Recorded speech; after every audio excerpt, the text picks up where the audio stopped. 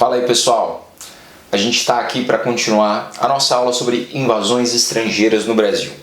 E nessa segunda parte a gente vai entrar nas invasões holandesas que vão acontecer lá no início do século XVII.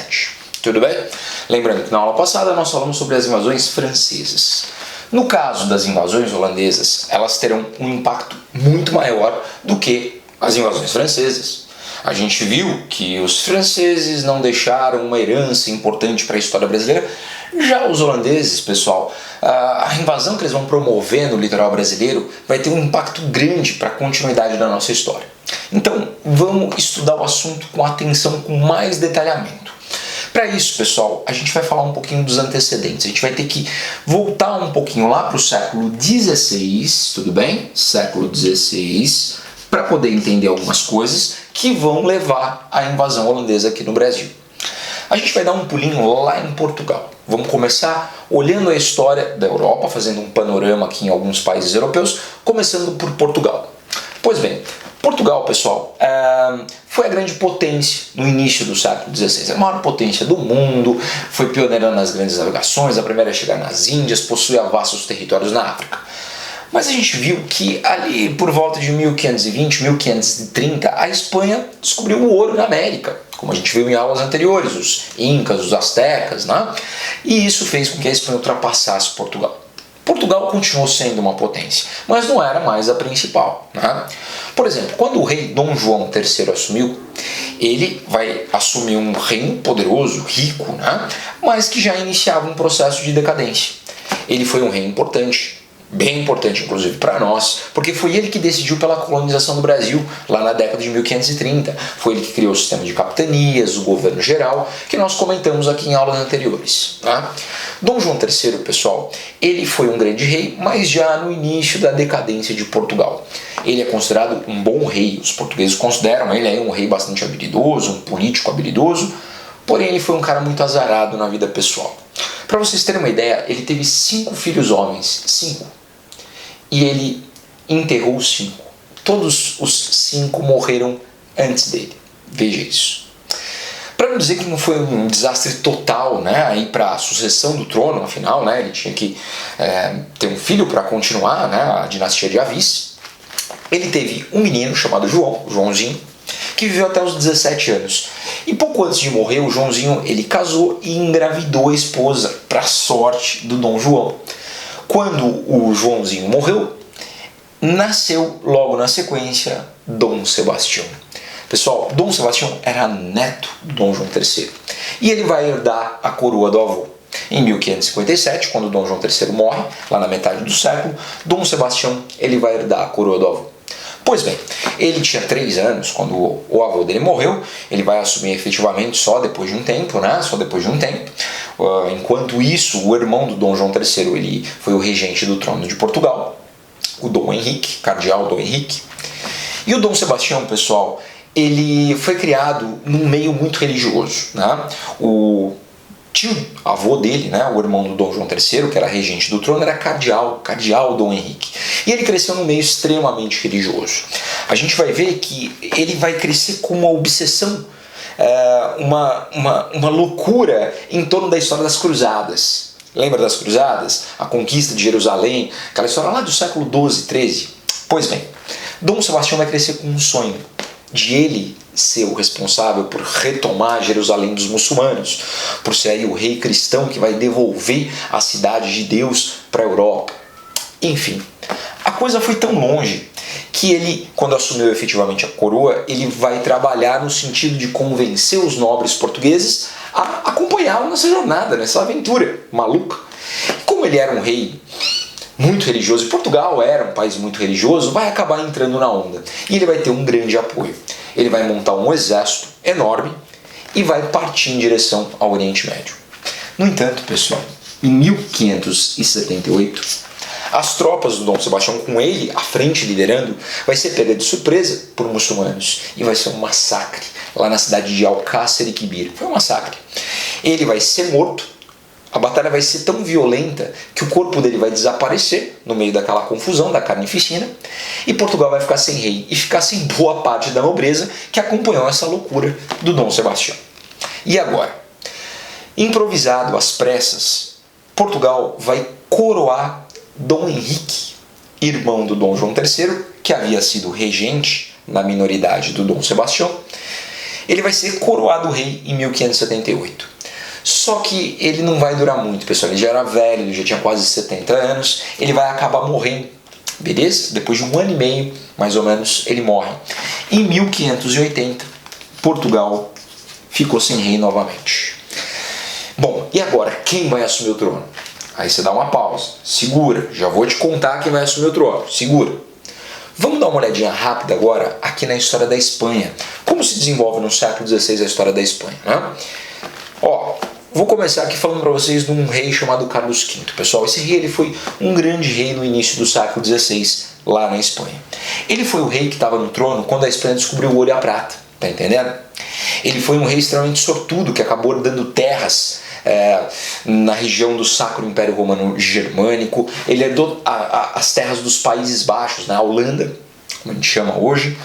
Herdou territórios na Itália, no norte da Itália, ou seja, ele se tornou imperador de um vasto território dentro da Europa. Foi o imperador mais poderoso da época dele, tudo bem?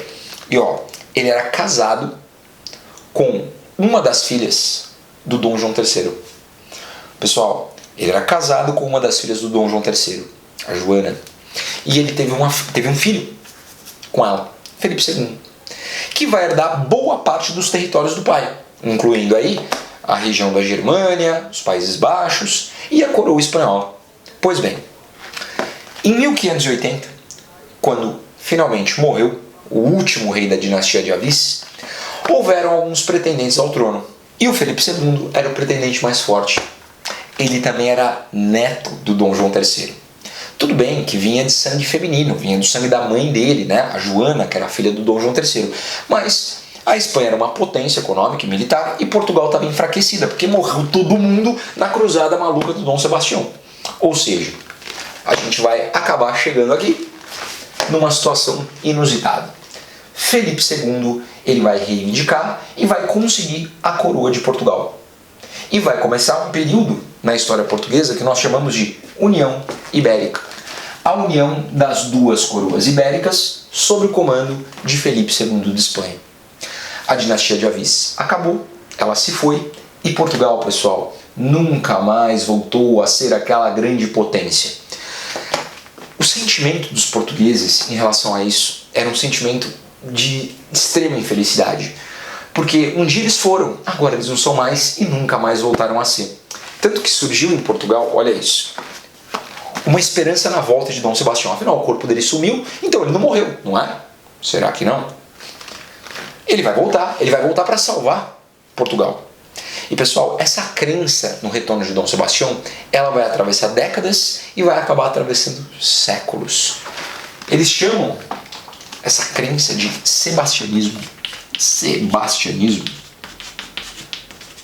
é a crença no retorno de Dom Sebastião. Tudo bem, hoje em dia eles não acham que Dom Sebastião vai voltar num cavalo branco e salvar Portugal. Mas eles acreditam que um homem, uma pessoa vai aparecer e tornar Portugal novamente uma potência, um império como um dia foi. Isso é o sebastianismo. Tudo bem? Mas voltando aqui para a nossa história, Felipe II assume a coroa de Portugal e a partir de agora não vai ter jeito, né? Até 1640, portanto, de 1580 até 1640, Felipe II vai governar Portugal e Espanha. Pois bem, justamente no momento em que Felipe está assumindo a coroa portuguesa, pessoal, ele vai enfrentar uma dificuldade em um dos seus territórios. A Holanda. A Holanda era um dos territórios do Felipe II, que ele herdou do pai dele. Só que tinha um pequeno problema, pessoal. A Holanda, ela contrariava Felipe II em alguns aspectos. A Holanda era uma região historicamente de tolerância e liberdade religiosa. Estamos no século XVI. Durante o século XVI, a gente viu a reforma protestante e a Holanda vai acabar tendo aí uma grande tolerância com calvinistas, com luteranos e com judeus. Lembra lá que boa parte dos portugueses que foram expulsos de Portugal no começo do século acabaram indo para lá. Então lá era um país de diversidade religiosa. Porém, Felipe II ele era um católico fervoroso, aliado do Papa. Ele era quase um fanático religioso. Foi na época dele que a gente viu a Inquisição sendo mais violenta em todas as épocas, em todos os momentos aí da história da Inquisição, foi durante o governo de Felipe II, perseguindo aí os infiéis, perseguindo os pagãos, perseguindo aí as bruxas e etc.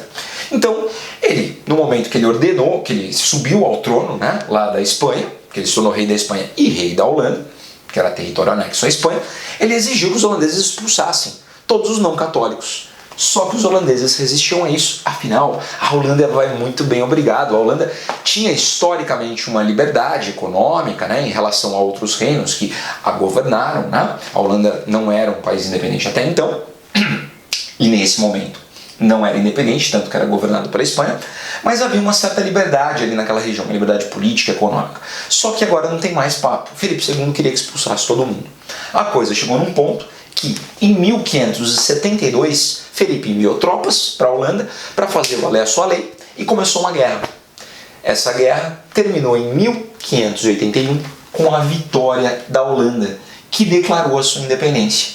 Os holandeses, liderados pela família Orange, venceram Felipe II e declararam sua independência. E até hoje são um país independente, certo? E curiosamente até hoje governados pela família de Orange. Pois bem, agora a gente vai encaminhar para as razões que levaram às invasões holandesas no Brasil. Então presta muita atenção. A Holanda não pertence mais a Felipe II desde 1581, certo?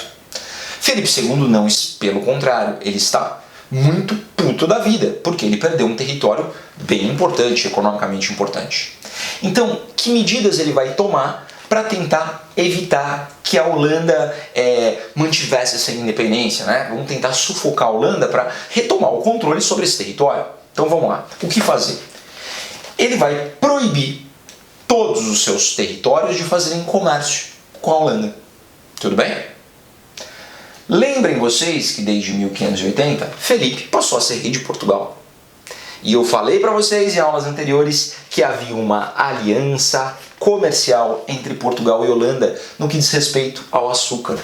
A gente viu que os negócios do açúcar envolviam holandeses, transportando, refinando e comercializando esse açúcar. A Holanda ganhava muito dinheiro, as empresas holandesas, as companhias de comércio holandesas ganhavam muito dinheiro com o açúcar que vinha do Brasil, o açúcar português.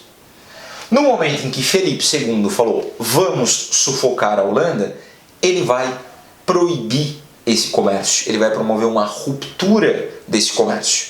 Ele vai decretar o embargo do açúcar, como ficou conhecido. Ele vai falar assim, portugueses, agora eu sou o rei de vocês e eu não quero que vocês façam mais comércio com a Holanda.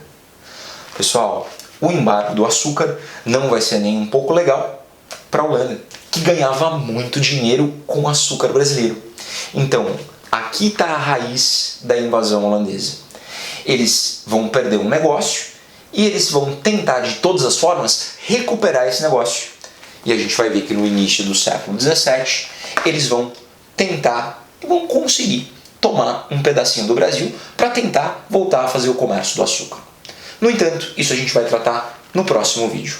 Ficamos por aqui e até mais, pessoal!